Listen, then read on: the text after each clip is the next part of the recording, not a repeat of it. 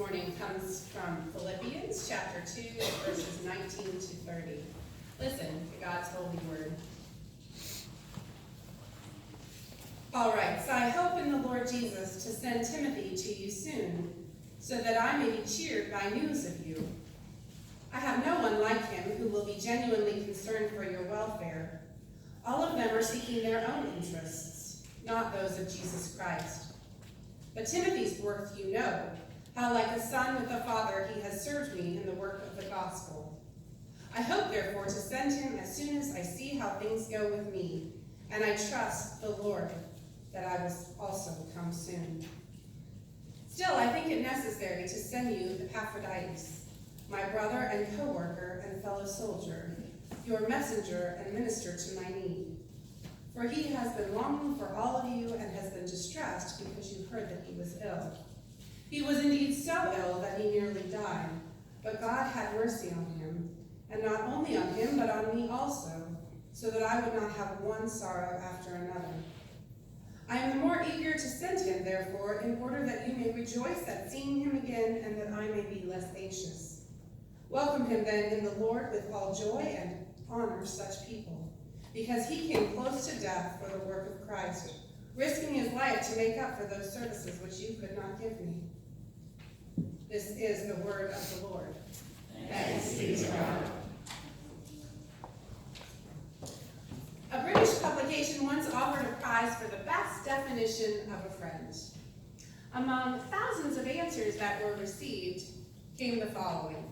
A friend is one who multiplies joys, divides grief, and whose honesty is never to be doubted. A friend is one who understands our silence. A friend is a volume of sympathy bound in cloth, or a watch that beats true for all time and never runs down. The winning definition read, a friend is the one who comes in when the whole world has gone out.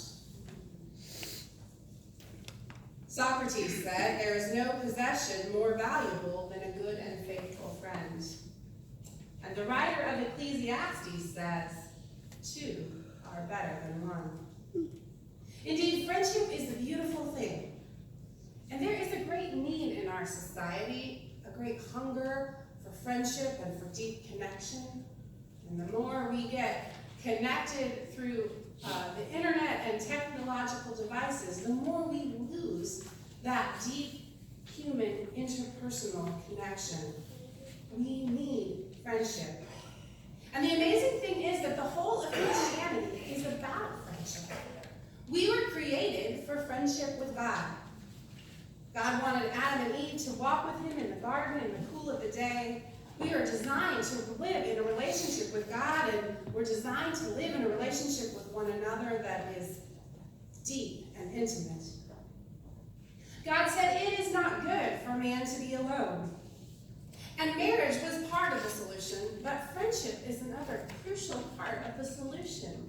That it isn't good for us to be alone, that we were created to be connected to one another. But sadly, sin caused breakdown in these relationships, in our relationship with God and in our relationship with one another. And because of the fall, all of our relationships, those with God, our relationship individually with God and our relationships with each other are broken. And it brings great tension. Because on the one hand, we desire and long for close human friendship. That's how we were created. That's what we were made for. We long to feel connected to other people. But on the other hand, we fight and disagree and hurt one another because sin is there in the picture. I've heard this described as two porcupines in the winter who draw close to one another for warmth and then poke each other and move apart. And that's sort of how it is, this back and forth tug. We long for connection, but we fear as well. Jesus came to restore our relationships, both our relationship with God and our relationship with one another. And Jesus gave us an example of what friendship should be like. Jesus, who was fully human as well as divine, he needed friendship, and he chose friends. We see this in his 12 disciples, in those 3 disciples that were closest to him, Peter, James, and John. So we have a small group of friends, and we have an even smaller group of his intimate circle. We heard about choosing some of those disciples in our first reading today. We also know about the friendships he had with Mary and Martha and Lazarus, those sisters and brother, and how they were considered friends to him, and that was refreshing to him, those relationships. So Jesus is our ultimate example of a true friend, but today we're going to look at two others who also show us what friendship looks like, and part of the way they do that is because the way that they live points us to Jesus. Paul himself, the author of this passage, we'll see, is also a good friend. So even as we look at Timothy, and I'm probably going to trip over that a whole bunch of times, Epaphroditus, we see the friendship that they had with Paul, and we know that Paul modeled many of the same things we're going to look at today. But we all need at least one really good friend. And I was glad that everybody across the way could name at least one. We need that. We need those 3 a.m. friends, is what I like to call them, the people you can call no matter what and no matter when, the people you would call if you ran into trouble at 3 a.m. or 4 a.m. in some people's case. But she kindly does not call them. That's very kind. But sometimes, I've had people that practically got up at 3 a.m. just to take me to the airport, which is incredibly kind. But those 3 a.m. friends, the people that we would call if we really had a need. I am blessed to have had a roommate my freshman year of college who, although it started out rather rocky, the first semester I wasn't sure we were ever going to be friends. But by the end of the year, we were deep friends, and we still are dear friends. And Jamie is the kind of friend who puts her love into action.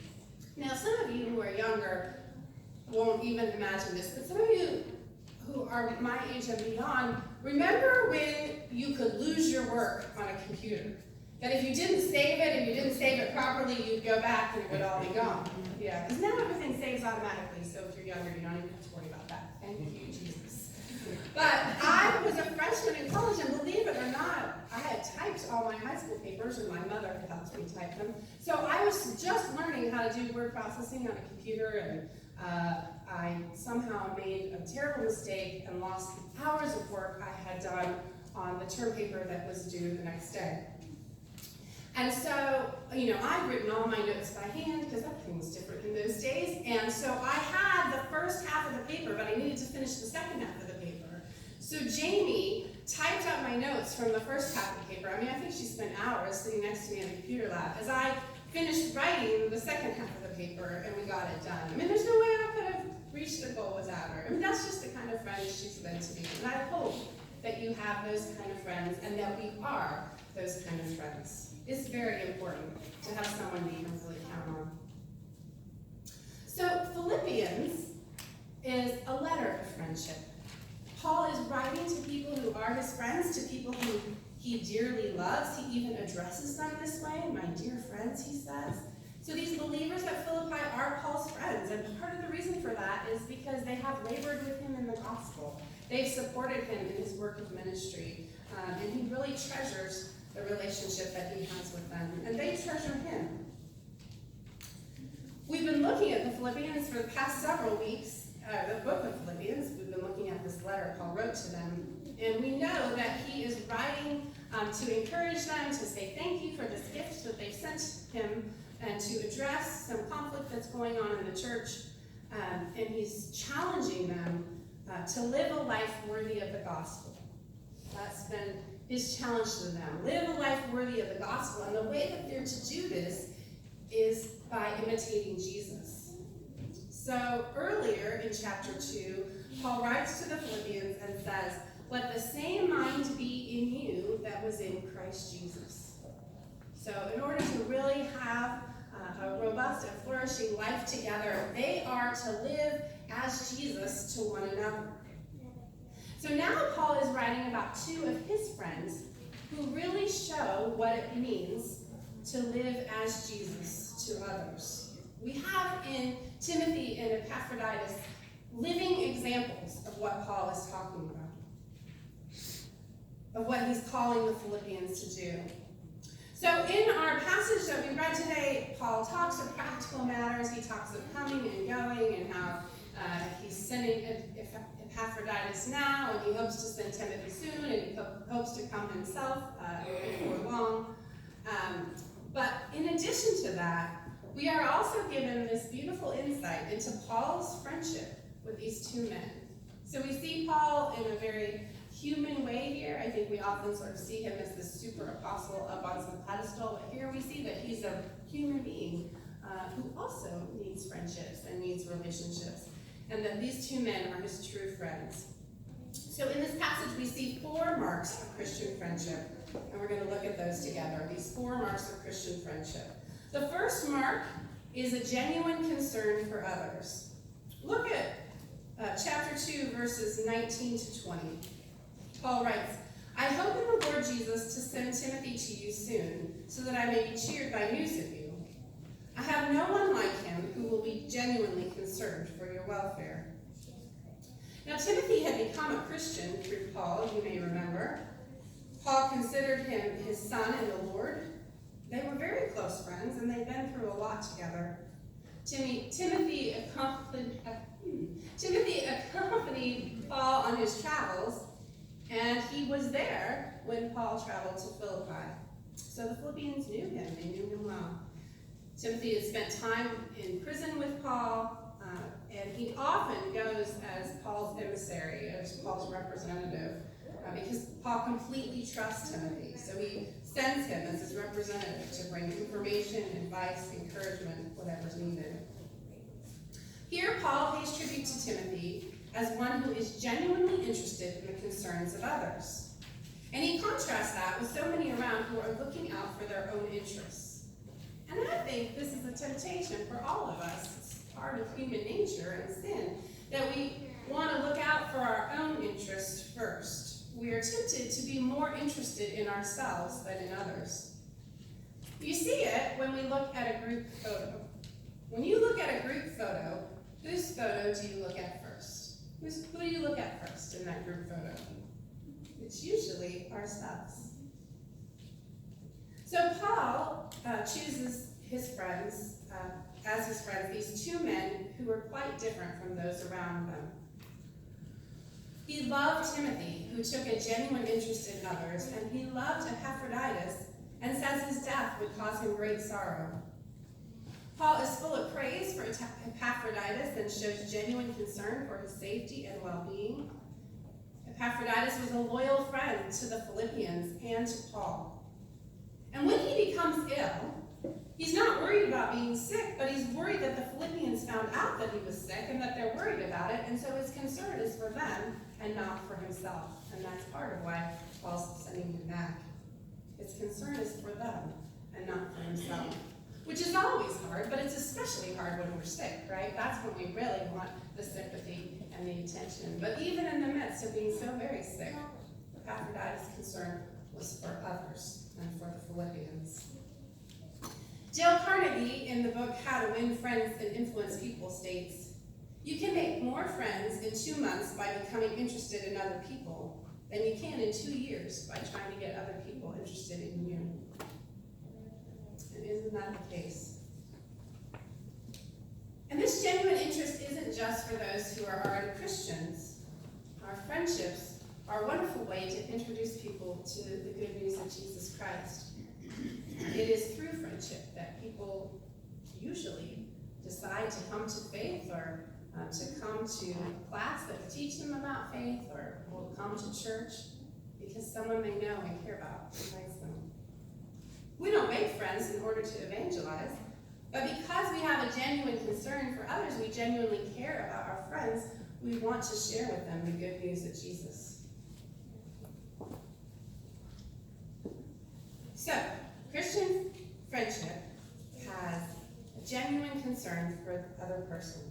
The second mark of Christian friendship is a common focus on Jesus Christ. The reason that Paul and Timothy and Epaphroditus are so close is their common concern for Jesus. This is unlike the interests of those around them. We see this in verse 21. All of them are seeking their own interests, not those of Jesus Christ. But having that shared focus on the interests of Jesus Christ, the shared focus on Jesus, brings us together. Ordinarily, ordinary friendships come out of a common interest of any sort. C.S. Lewis points out, we picture lovers face to face, but friends side by side. Their eyes look ahead. This is why people who simply want friends can never make any. The very condition of having friends is that we should want something else besides friends. Friendship must be about something, even if it's only an enthusiasm for dominoes or white mice. So you picture friends working together, looking together, sharing a common interest side by side rather than face to face, says C.S. Lewis. And you can have strong friendships, even if you aren't a Christian. But there is a different dimension. There's a whole other level to Christian friendships.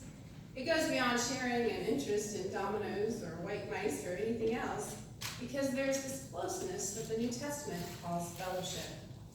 This result is not just from our common interests, but also from the trust, security, and openness that comes from our common focus in Jesus Christ. We share Jesus Christ as a mutual friend. And we already heard that Jesus isn't any ordinary friend. And so having that mutual friend immediately enables us to understand and trust and love one another at a much deeper level. You might picture a triangle. Now, the image of a triangle is an image I often use at weddings in thinking about the couple growing closer to Christ. But it is also true for friendship. So if Jamie is here and I am here and Jesus is at the top of the triangle, as both of us grow closer to Jesus, we find ourselves growing closer to each other.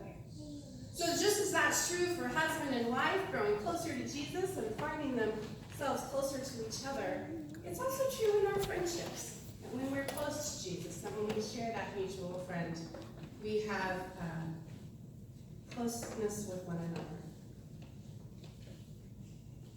Relationships in Christian friendship are so close that often we use terms that are usually reserved for family to describe our relationships in the church. I mean, plenty of churches call each other brother and sister, not just because they can't remember each other's name, although that does happen, but because that describes this special kind of closeness that we have as Christians. In verse 25, Paul describes Epaphroditus as a brother, and elsewhere he describes Timothy in the same way. These are relationships that are so close that they are like family. And all of us need this. We need a small group of friends. We need people who are close in our lives. As we said, Jesus himself chose a group of 12. We need people who are there to help advise us and encourage us and refresh us and pray for us, gather around us and support. We know that Jesus accepted everyone, that he chose friends, he chose people with which to do life together. And he calls us to friendship, to be a friend. So Christian friendship also involves sharing that common focus on Jesus Christ. So the third mark of Christian friendship is serving together. In verse 22, Paul writes that Timothy has proven himself as a son with the Father because he has served alongside Paul in the work of the gospel. There's an extraordinary closeness that comes from working and serving together.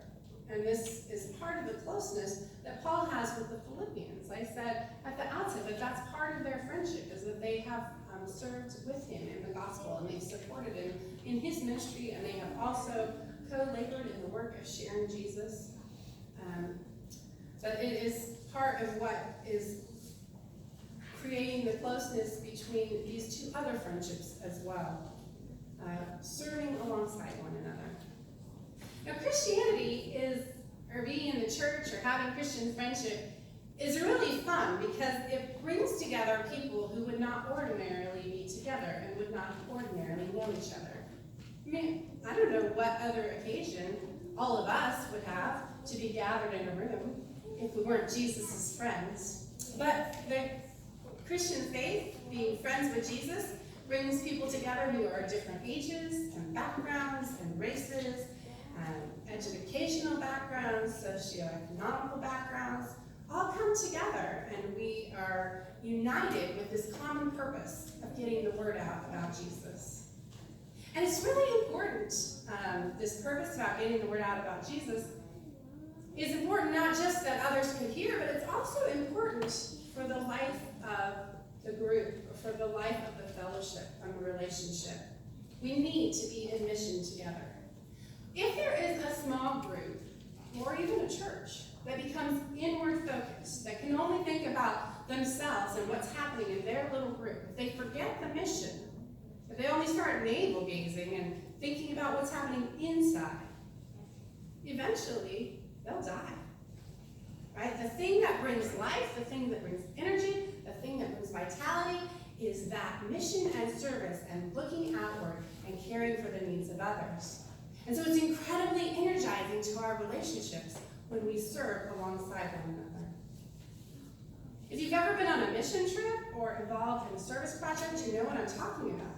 People you would probably never know otherwise. All of a sudden, you have this deep bond and this deep connection with them. And I know that many of you have felt that way about projects around here, whether it was Vacation Bible School or Milford Day, which I finally got to see, or something else where everyone was pitching in, working side by side. It is in working together that you draw close to one another, and it brings life to our friendships. The fourth mark of Christian friendship is going through risks and battles together. Not just serving together, but actually serving through dangers and risks and battles and challenges and trials. In verse 25, Paul describes Epaphroditus as a brother, a co-worker, and a fellow soldier. Soldier, that's the image he uses. We see common sympathy, they have affection and care for one another, common work, they're working together for the same purposes, common danger, toil, and suffering. In verses 29 and 30, we read that Epaphroditus almost died for the work of Christ. He risked his life in several ways. First, he's associating himself with Paul, who, if you'll remember, is in prison on a capital charge. Paul's waiting to see whether or not he will get the death penalty. And so Epaphroditus risks being arrested as a co-conspirator and being put to death himself. It is a crime to be a Christian. Epaphroditus also risks the journey from Philippi to Rome. This is a great distance. It's 800 miles, a 6-week journey by foot. So that's a long way to walk. 6 weeks, 800 miles. I don't think I could do it. And many scholars believe that he got ill during this journey, or that perhaps he got ill once he got to Rome with a disease that was not common to the area around Philippi, and so he didn't have immunity. I don't know, some of us who have traveled know this experience. It seems like every time we go to visit my family in the West Coast in the winter, we come back with some terrible, terrible cold, because our bodies, it's a different strain than we have here. We don't have the immunity to fight it. So maybe that's the case, that by traveling, he was exposed to something that he hadn't been exposed to before.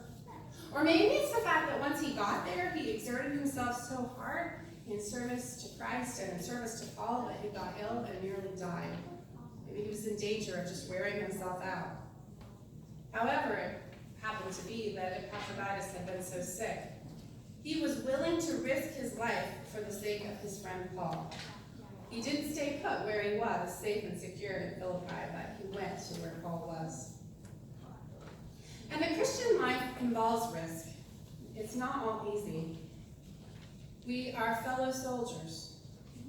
The battles we face here in the West may not be as severe as those of the early church, or even as those of believers around the world who today face prison or torture or death. But we do face very real opposition. The Christian faith is often despised and rejected.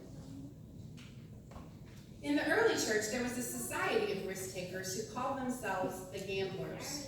And I just learned about this society in preparation for our message today. I don't know how, I hadn't heard of them in church history. But there was a group of folks that called themselves the Gamblers that took the risks.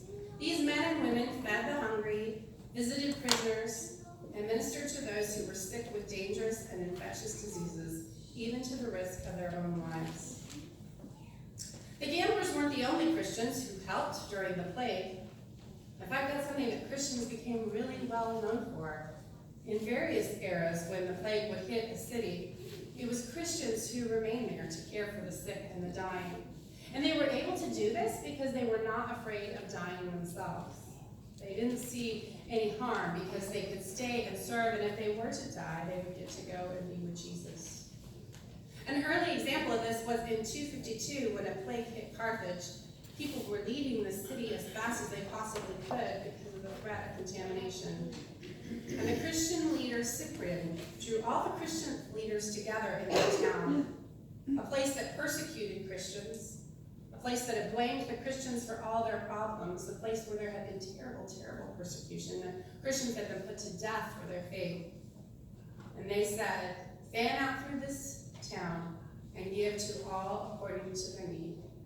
And as everyone else was leaving, the Christians stayed put and they ministered to every single person who had a need. And others who didn't know Jesus took notice. Christians were known for the way they loved. This happened again and again throughout history as Christians stepped in the most difficult of times. Dan Millman, who is a doctor at Stanford Hospital, tells the story of a young girl named Lisa who was suffering from a serious disease. And her only chance of recovery was through a blood transfusion from her 5-year-old brother who had miraculously survived the same disease. And so therefore he had developed the necessary antibodies. So they asked her brother if he would give blood to Lisa. And he agreed. And the transfusion took place. And after the transfusion was underway, the boy asked the doctor with a trembling voice, "Will I start to die right away?" Yes, he thought he was giving all his blood to Lisa.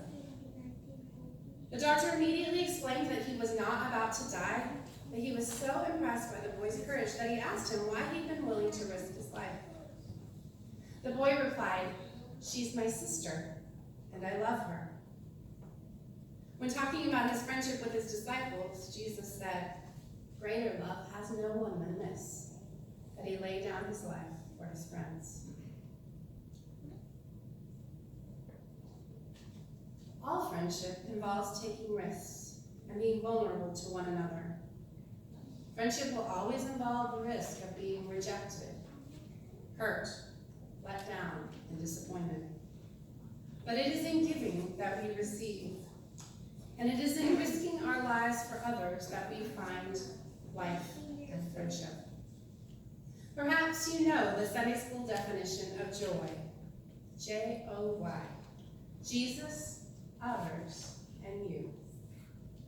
We are not to look to our own interests, but to the interests of Jesus and others first.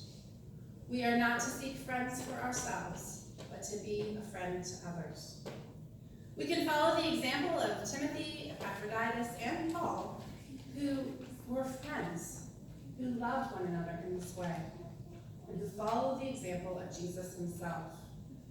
In their friendship, we see the 4 marks of a Christian friend: genuine interest and concern for the other person, a common focus on Jesus Christ, serving together side by side, and facing risk and battles together. May all of us seek to be a better friend. In the name of the Father, and the Son, and the Holy Spirit. Amen. I invite you to stand as you are able.